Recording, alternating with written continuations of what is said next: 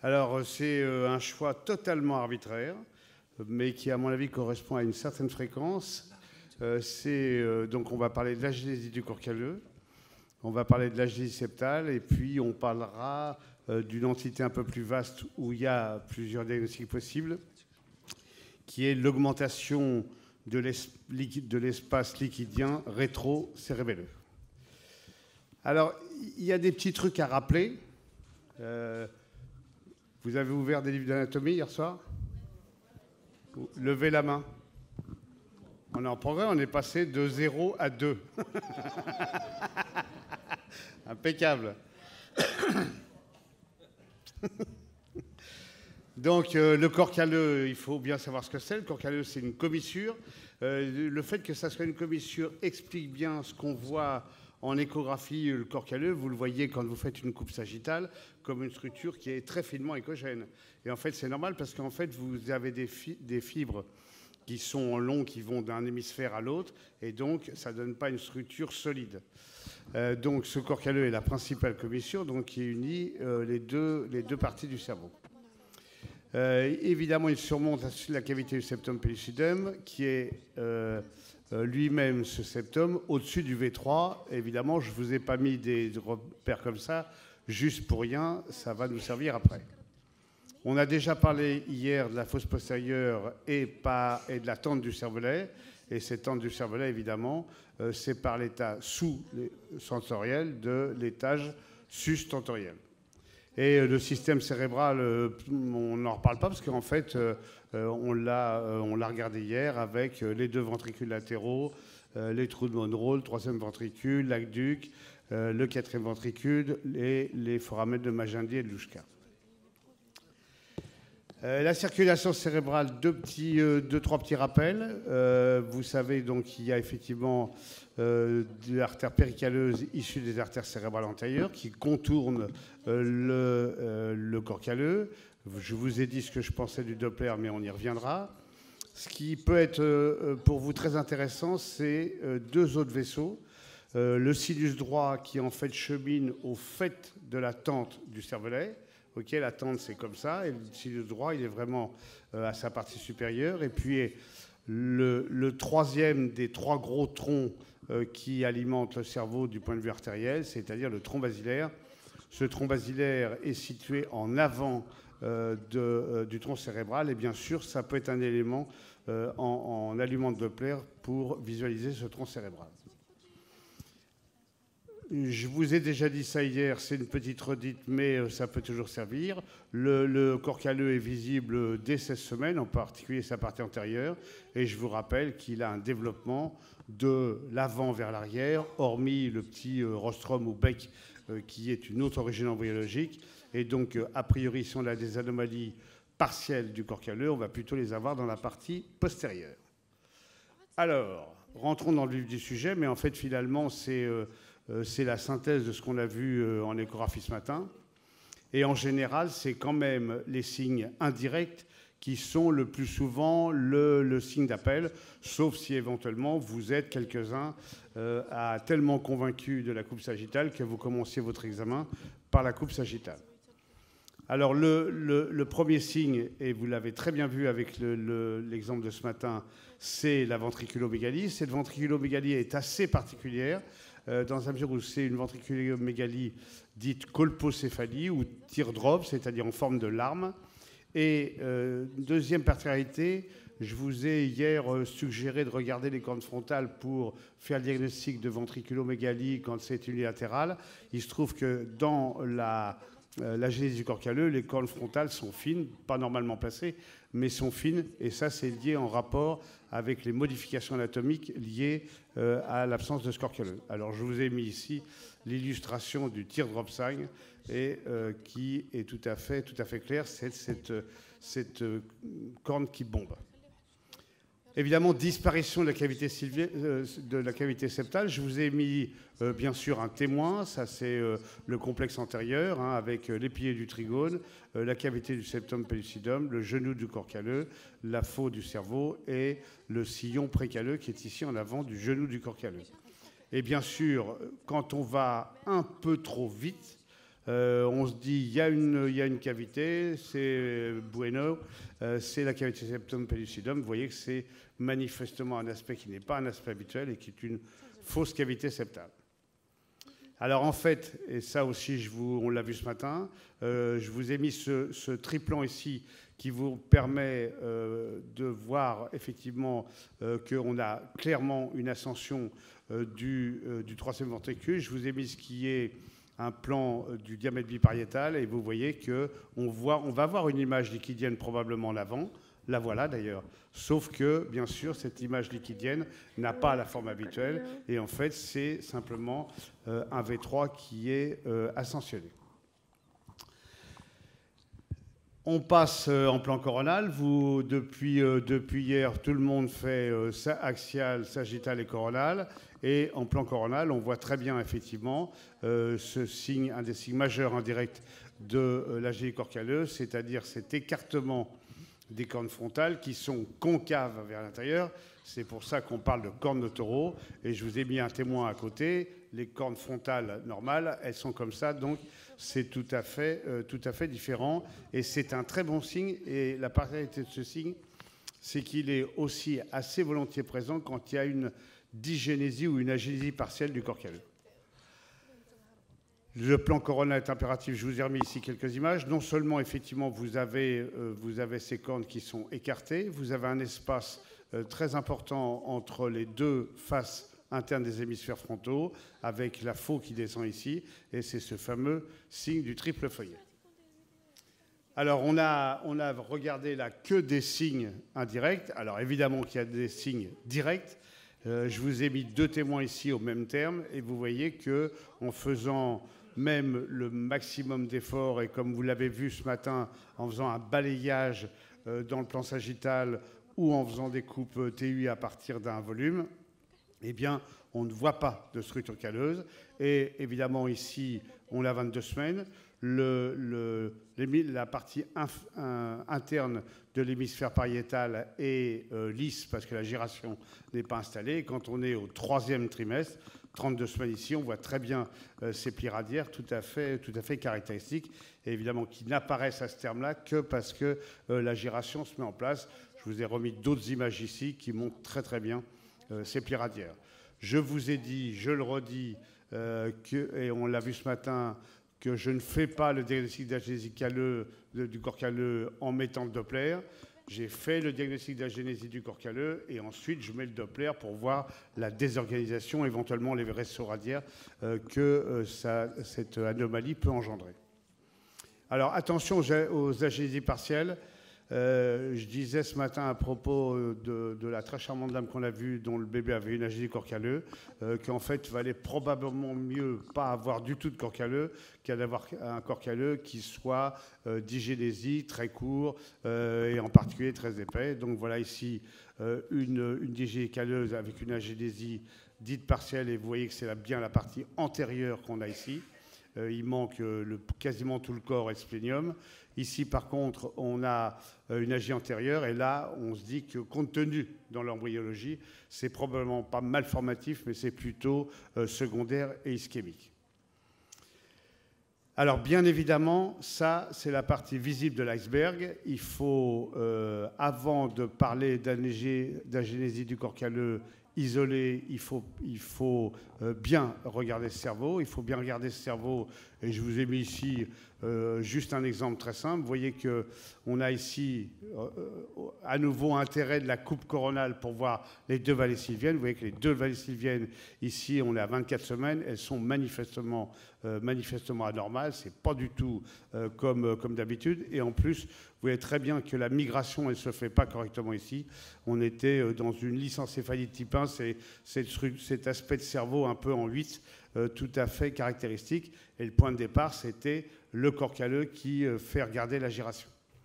Et bien sûr, tout à l'heure, Mustapha vous parlera de l'apport de l'IRM. Encore une fois, les deux sont complémentaires. Vous l'avez vu pour l'endométriose, et bien pour le cerveau fœtal, c'est tout à fait pareil. Deuxième malformation qui me paraît important de connaître, c'est l'agénie septale. Je veux peut-être vous passer ça, c'est comment se forme la cavité septale. Il y a deux théories, soit c'est une cavitation, soit c'est le fait que le corps calleux se développe qui amène à cette formation de cavité.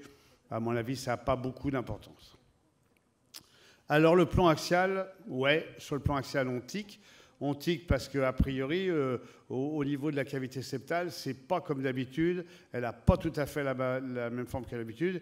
Et si on regarde avec un tout petit peu d'attention, on voit pas très bien les parois latérales de ce septum. Sauf que, eh ben, on peut avoir des agilités partielles.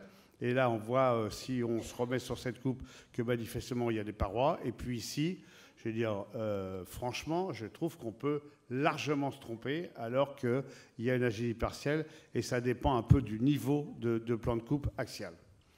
Donc, en résumé, point de salut sans la coupe coronale qui vraiment est le gold standard pour dépister cette anomalie avec cet aspect assez caractéristique qui est un peu en aile de papillon parce qu'évidemment, on a une disparition des parois latérales du septum. Alors voilà d'autres images. J'ai oublié de vous dire, je m'en rends compte en voyant ces images, j'ai oublié de vous dire une chose qui me paraît assez importante à propos, voire très importante à propos de la coupe coronale. C'est la seule coupe où vous pouvez voir les hémisphères temporaux. Et ça, c'est très important parce que des pathologies comme le CMV, souvent le point de départ, il est au niveau temporal. Pardon de cet aparté, mais j'ai oublié de le dire. Alors, comment faire le diagnostic entre agénie septale et holoprosencéphalie? Il n'y a strictement aucune raison pour que dans une agénésie septale, le corps calleux ne soit pas à sa place, donc l'artère cérébrale, les artères cérébrales antérieures et péricalleuses ne soient pas à leur place, en particulier les artères cérébrales antérieures. Dans l'holoprosencéphalie, c'est une fusion plus ou moins importante des lobes frontaux par leur face interne. Donc les artères cérébrales antérieures, elles font ce qu'elles peuvent. Qu'est-ce qu'elles peuvent? C'est pas suivre leur trajet habituel puisque c'est obstrué par la fusion. Et donc elles vont chercher un passage. Alors dans les holopros allobaires, elles vont aller carrément, quasiment à la surface du cortex et donc vont être le serpent sous la table, comme l'avait décrit notre ami Jean-Pierre Bernard. On peut avoir simplement des déplacements de l'artère cérébrale en fonction de l'importance de la fusion. Moi, j'ai vu effectivement une holopro lobaire avec un tout petit déplacement des artères cérébrales antérieures, mais qui était tout à fait suffisant pour faire le diagnostic. Alors, il n'y a qu'une seule question quand on a l'agénie septale. Est-ce que c'est une agénie septale, j'allais dire, isolée, banale, ou est-ce que c'est une agénie septale qui rentre dans le cadre d'une dysplasie septo-optique? Et ce n'est pas du tout la même crèmerie. C'est-à-dire que la dysplasie septo-optique, il y a des troubles endocriniens majeurs, il y a des troubles oculaires majeurs qui peuvent être la cécité, aller jusqu'à la cécité, donc ce n'est pas du tout le même problème. Donc, quand on est en face de cette situation, on est dans une situation de conseil prénatal qui est très difficile et donc ça fait quelques années que les uns et les autres cherchent des arguments. Alors il y avait eu une publication de l'équipe d'Angers avec Catherine Épinard qui avait montré il y a déjà pas mal d'années que quand on dosait l'œstriol maternel, on avait un œstriol maternel qui était effondré. Pourquoi? Parce que ce qu'on dosait dans le sang de la mère, il y avait une partie qui était de l'ACTH fœtal. Et donc, si cet œstriol était bas, c'est probablement qu'il n'y avait pas de sécrétion de l'ACTH fœtal et ça allait dans le sens d'une atteinte de l'axe hypothalamo-hypophysaire et donc de la dysplasie septo-optique. Moi, j'ai travaillé, comme certains le savent, depuis longtemps sur l'aspect visuel et en particulier sur les branches postérieures du chiasma, qu'au début il était difficile de voir et que maintenant on voit très facilement avec les sondes dont on dispose, en particulier les sondes à haute fréquence. Et donc la question c'est quoi? La question c'est Mon raisonnement était d'une simplicité, j'allais dire enfantine. C'était à partir du moment où il y a une dysplasie septo-optique, ils ont une cécité, il doit y avoir quelque chose qui se passe au niveau des voies optiques. Alors au niveau des yeux, des globes oculaires cristallins, on n'avait rien. Au niveau de la rétine, on n'avait rien. Et donc je me suis penché sur les nerfs optiques. Et ce qu'on peut voir facilement, c'est les branches postérieures. Les branches antérieures sont beaucoup plus difficiles à voir parce qu'elles sont la plupart du temps dans le sphénoïde et qu'elles sont d'accès très difficile. Et donc, effectivement, la première, je commence à travailler depuis un moment là-dessus. Et puis, un jour, il y a Laurent Guibaud qui me téléphone, que vous connaissez, de Lyon, en me disant, voilà, j'ai une dame qui a une agie septale. Je te propose qu'on fasse... c'était peut-être pas le bon terme, en double aveugle, une mesure du chiasma. Et donc, il m'a envoyé une IRM. Bon, je pense que l'IRM a une résolution qui est meilleure, mais il trouvait que c'était vraiment petit le chiasma. Et moi, j'ai mesuré, on est à 31 semaines, 1,3, c'est moins 5 DS par rapport aux courbes que j'avais établies quelques années auparavant. Et donc, j'avais répondu que c'était une dysplasie septo-optique. Et cet enfant est ici. La grossesse a été conservée. Et c'est un enfant qui est aveugle. Alors, je ne veux pas trop vous encombrer la tête avec cette dia. Juste pour vous dire que, grosso modo, vous voyez, ici, on a 39 fœtus avec un suivi complet qui ont une agie septale. Je vous rappelle que l'agie septale, c'est 1 sur 50 000. Donc, il faut avoir des copains qui vous envoient des volumes pour mesurer le chiasma. On a ici 32 mesures normales du chiasma. Dans ces 32 mesures normales du chiasma, il y a 30 qui ont une vision correcte, un qui avait une autre anomalie, c'est-à-dire une schisencéphalie, et puis un autre qui a des trous mineurs avec un petit retard du développement et quelques trous mineurs au niveau visuel. Donc, c'est plutôt satisfaisant. Donc, vous pouvez retenir, en gros, que si vous avez des branches du chiasma normales, on est plutôt dans le versant rose de la pathologie plutôt que dans le versant tout à fait catastrophique. Et c'est maintenant le conseil qu'on donne en général. Bien sûr, on fait une IRM, on regarde, vérifie que c'est isolé. On est tout à fait clair là-dessus.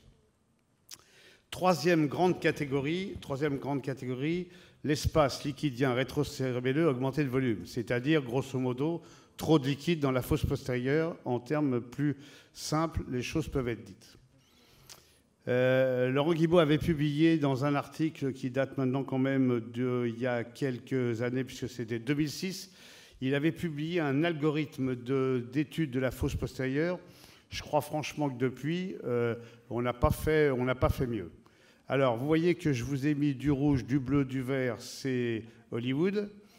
Donc, vous avez fosse postérieure avec trop de liquide. On va être dans un premier cas de figure où... Et on a parlé beaucoup de l'attente du cervelet où il y a une élévation du torcular, donc une élévation de l'attente. Ça va être plutôt le groupe d'Andy Walker. Et puis, deuxième opposé complet, torcular en place. On va être ici en ligne directe quand l'anatomie du cervelet est normale. On va être dans ce groupe qui est méga grande citerne, kyste arachnoïde et kyste de la poche de Black, dont je vous dirais que peut-être cette dénomination mériterait d'être modifiée. Et puis on peut avoir effectivement trop de liquide parce que la biométrie du cervelet est trop petite ou parce que l'anatomie du cervelet est anormale. Alors, je vous en supplie, si vous voyez ça, qui est votre plan de départ, ne dites pas il n'y a pas de cervelet. OK, ça va être catastrophique. Alors encore plus, ne dites pas, il n'y a pas de vermis, oui, pardon. Ne dites pas d'Andy Walker, c'est encore pire, ils vont aller sur Internet et c'est catastrophique. Vous n'avez qu'une seule chose à faire, c'est si vous avez du 3D, faire un volume. Si vous n'avez pas de 3D, tournez votre sonde de 90 degrés pour être dans ce plan-là et voir où est l'attente du cervelet. Pardon ? Obligatoire. Donc, premier cas de figure, l'attente du cervelet est surélevée et on a des agénésies partielles dans 75%. Donc dire il n'y a pas de vermis, c'est quand même tout à fait loufoque. Et vous voyez que cette tente du cervelet, elle est vraiment ici très surélevée. Alors vous allez me dire, je ne suis pas radiologue, je ne vois pas les muscles possiers du cou, donc je ne sais pas où est le torcular, donc est-ce que vous avez une combine? Oui, j'ai une combine, c'est de mesurer les angles de la fosse postérieure. C'est un travail qui a été fait par l'équipe de Bologne avec Rulio Gui et Jean-Luigi Pilou. Il y a deux angles qu'on peut mesurer, l'angle Brainstem Tentorium Angle, c'est-à-dire le BT. C'est un angle qui se situe entre la face postérieure du tronc cérébral et la tente du cervelet. Normalement, c'est aux alentours de 30, en tout cas, c'est en dessous 35-40. Et le deuxième angle, c'est l'angle BV, c'est-à-dire Brainstem Vermian Angle, et qui est entre toujours la face postérieure du tronc cérébral et la face inférieure du vermis cérébelleux. Et vous voyez très bien sur cet exemple de Dandy Walker que cet angle-là, il est à 67 degrés, l'angle BT, et que l'angle ici BV, il est à 85 degrés. Et vous voyez, si vous regardez un peu attentivement, que ce cervelet, il n'est pas si mal que ça. Alors, si vous avez du mal, je vous l'avais dit tout à l'heure, vous pouvez mettre allumer le Doppler pour voir le sinus droit, ce qui est un élément qui peut être tout à fait important. Donc, le Dandy Walker, c'est dilatation kystique du V4, élargissement global de la fosse postérieure, ascension de la tente du cervelet et de son insertion du torcular, et puis vous voyez, agénésie partielle dans 75% des cas, complète dans 25% des cas. Alors, je me permettrai de dire quelque chose d'extrêmement paradoxal, c'est que, évidemment, c'est plus facile quand il n'y a pas du tout de vermis de faire un pronostic qui est très mauvais. Le problème, c'est plutôt dans toutes ses formes, et je reviens un tout petit peu en arrière. Est-ce que ce cervelet est hypoplasique? Est-ce que ce cervelet a tous ses folioles? Est-ce que ce cervelet est simplement comprimé par ce gros kyste qui est en dessous? Eh bien, je crois qu'aujourd'hui, personne n'est capable de totalement répondre à ça. Et c'est vraiment un problème majeur. Et c'est ce qui fait toute la difficulté du pronostic du Dandy Walker.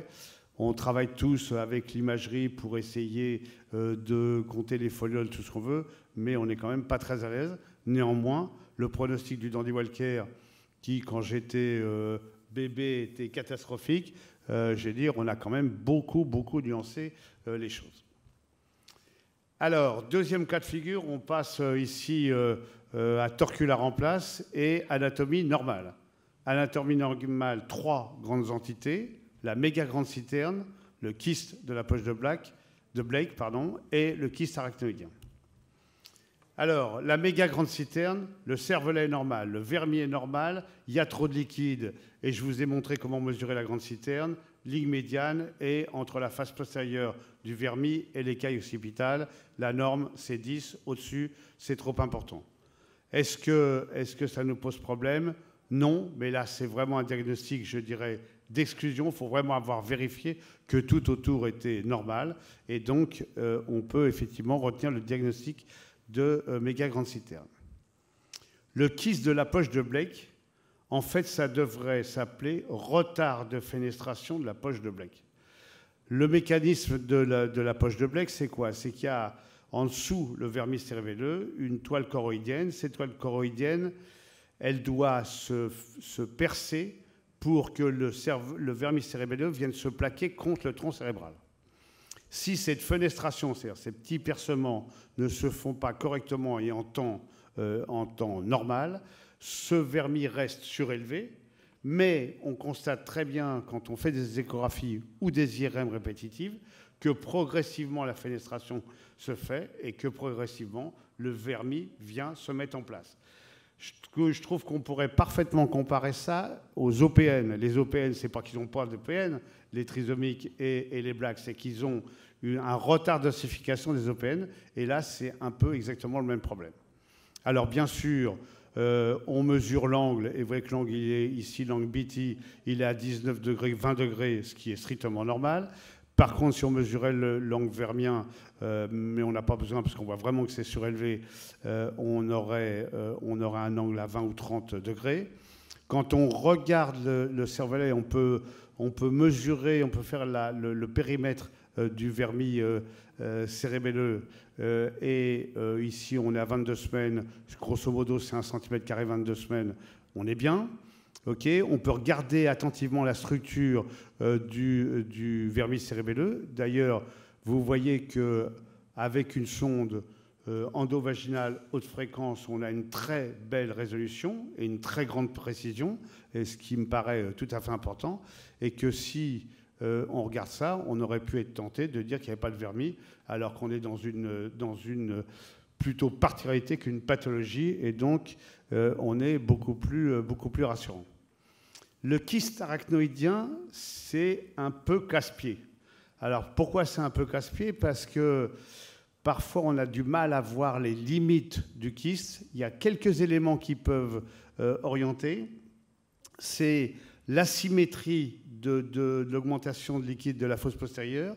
C'est un kyste qui est au-dessus du vermis cérébelleux comme ici, ce qui est totalement inhabituel, et ça qui va vraiment avec l'affaire. Et puis, évidemment, parce que c'est beaucoup trop simple, il y a des formes intermédiaires. Et vous voyez qu'ici, on a un vermis cérébelleux qui est parfaitement en place, un tronc cérébral qui est parfaitement en place. On voit très bien la protubérance annulaire. J'ai allumé le Doppler ici, mais vous voyez que la deuxième partie ici de la tente, elle est surélevée. Et en fait, il y a un kyste arachnoïdien ici, effectivement. Quand on est sur une coupe latérale, on voit une toute petite limite. Ça a forcément été la polémique qu'on a à Poissy des échographistes qui font de l'échographie postnatale qui ne sont pas au top niveau de la neurologie pédiatrique et qui nous ont répondu c'est une méga grande citerne. On a dit non les gars, c'est pas ça. On a fait refaire l'échographie et on l'a complété par une IRM et c'était effectivement un kyste arachnoïdien. Alors est-ce que ça a des incidences majeures? Pas spécialement, quoique il peut y avoir des très gros kystes et la discussion peut avoir lieu sur la voie d'accouchement. Et il y a une deuxième question, c'est que si ces kystes grossissent beaucoup et compriment les structures autour, ça peut être très embêtant et il faut éventuellement les dériver. Et ces kystes peuvent être néanmoins effectivement compressifs. Et là, on comprend très bien que ce kyste qui monte ici vient comprimer l'aqueduc. Et ce n'est pas étonnant, donc, dans ces conditions, qu'on ait au-dessus une dilatation triventriculaire. On est presque au bout de nos difficultés. Donc, on a trop de liquide, mais on a trop de liquide parce que c'est comme la boîte avec les petits pois. Là, ce n'est pas la boîte qui est trop grande, c'est qu'il n'y a pas beaucoup de petits pois dedans. Et donc, c'est les histoires de réduction. Cette réduction peut être focale, ici, sur un hémisphère cérébelleux. Alors ça n'inquiète pas du tout les neuropédiatres. Hein. Tu as un vermis, très bien, on est content. On peut avoir des réductions qui sont à la fois ponto-cérébelleuses. On a ici le vermis, et vous voyez qu'on a ici un aspect tout à fait particulier du tronc cérébral qui est très étroit, aspect dit en Z, et ça c'est typique de la lisencéphalie type 2 de type Walker-Warburg. Et puis dans des anomalies chromosomiques comme la TRI18, on a effectivement là aussi, pouvez-vous, des TRI18, je crois que vous en voyez de temps en temps malheureusement, eh bien regardez le tronc cérébral, regardez le vermis, ça vous apprendra en particulier à voir le tronc cérébral, il y a assez volontiers des réductions. Ensuite, anatomie anormale la fosse du cervelet dans la fosse postérieure, une anomalie que vous connaissez probablement, dont le nom est imprononçable, c'est le rhombencéphalosynapsis.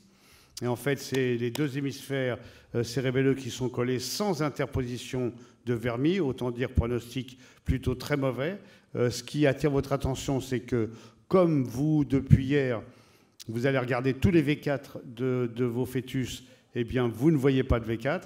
Okay, et puis le bord postérieur des structures cérébelleuses est convexe vers l'arrière, ce qui est habituel. Vous savez très bien que d'habitude, il y a une espèce d'aspect joufflu en arrière qui correspond aux deux hémisphères cérébelleux. Et puis un syndrome que vous connaissez probablement, okay, le syndrome de Joubert, et vous voyez qu'il rentre dans le cadre des styliopathies. Et vous voyez ici le signe de la dent molaire.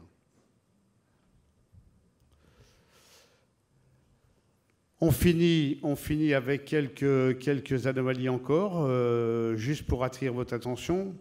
Carie 2, ok, ça, pas de problème. Je regarde le cerveau, je regarde le rachis. Vous avez vu hier assez brièvement que, effectivement, à partir de la forme du crâne et à partir de la position du cervelet, eh bien, on était amené à aller regarder le rachis. Et le spinal n'est pas forcément toujours très visible, ça peut être à la pointe du sacrum, et donc il faut aller le regarder. Agénésie cérébelleuse complète, ça arrive, c'est rare. Attention aux histoires chromosomiques, en particulier TRI13 et triploïdie. Et puis ça, c'est un truc qui est tout à fait embêtant, et on n'a pas du tout parlé du cœur ce matin, parce que les deux pathologies que je voulais vous développer, transposition et retour veineux, a priori, il y a quasiment jamais des associations de charge, mais quand vous avez une cardiopathie, il faut chercher une association de charge. Vous savez très bien que c'est un acronyme, mais n'est pas compris dans cet acronyme le fait qu'il y a des anomalies cérébelleuses. Et vous voyez ici, au niveau de la partie inférieure du vermis cérébelleux, il y a une petite amputation. Et ça, c'est un élément qui est très important de vérifier. Merci.